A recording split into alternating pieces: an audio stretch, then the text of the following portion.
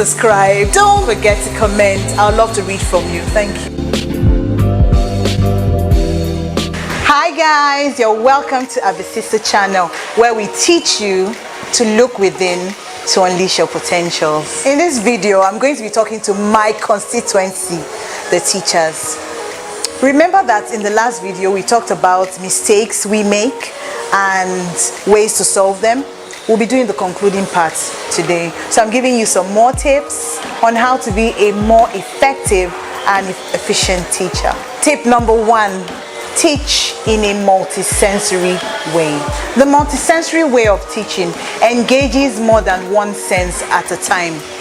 So what I mean is, in your class you have different types of learners, and each learner has a unique way of learning. We have children who are visual learners, who learn by what they see. We have children who are what we call auditory learners, who learn by what they listen to or what they hear. And then we have learners who are kinesthetic. They like to move around when they're learning. And of course, we have learners who like to feel and touch. It helps them to learn better. Research has shown that teaching in a multisensory way helps children to retain learning. It helps increase their level of retention. Tip number 2, the use of resources. Every school emphasizes the use of resources in every lesson. Utilizing the right resources is tantamount to achieving your goals. At the same time, not using appropriate resources might just affect your learners. So it's important that you use the right resources and the appropriate resources for your learners. So what are we talking about? What are resources? Resources are things like your textbook, your markers, your whiteboard, smartboard if you have that in your class, blackboard, chalk, what have you. It also includes instructional materials. Now let's take a moment to talk about instructional materials. What are instructional materials? Instructional materials aid teaching. Simple. They are things that you use to help the children understand better.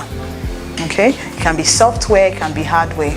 Okay? But one thing I want you to know, in this age, the digital age, we have a lot of instructional materials online.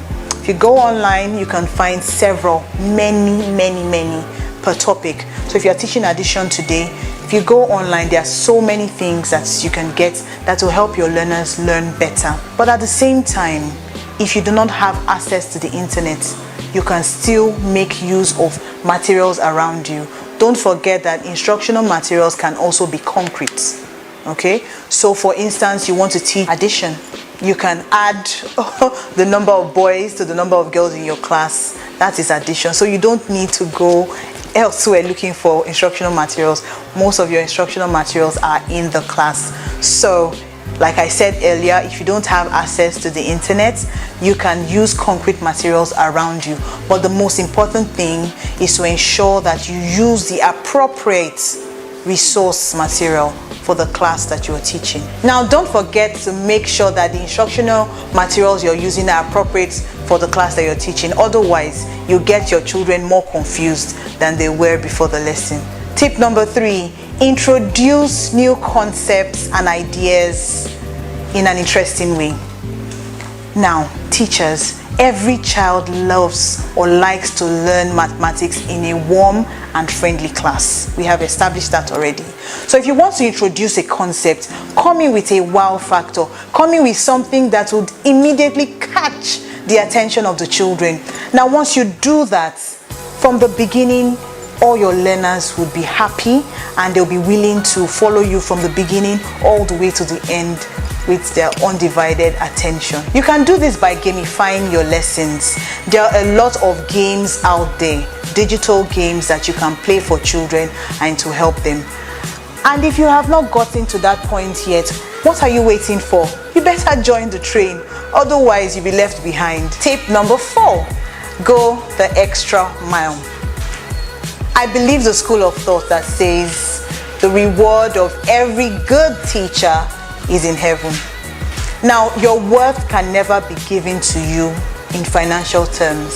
So I know sometimes we complain about not earning enough compared to the work we do and all of that. But you know what?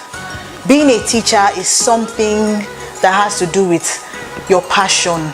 It's innate. It's just something, there's just something about you that keeps moving you forward, irrespective of all the challenges that come your way. So going the extra mile means that you make sure that every learner is catered for in your lessons. How does that work? You have high flyers in your class. You make sure that when you're planning your lessons, you don't leave them out. Even the slow bloomers, you plan for them in your lessons. Another thing you can do is to even go ahead and organize extra classes for children at no extra cost. Does that make sense? I'm sure it does.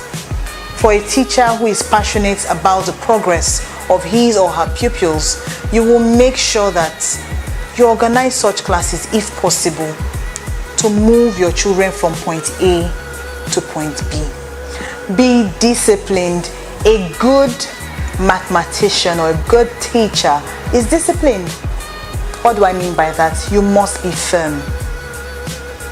That is not to say that you shouldn't be friendly or warm.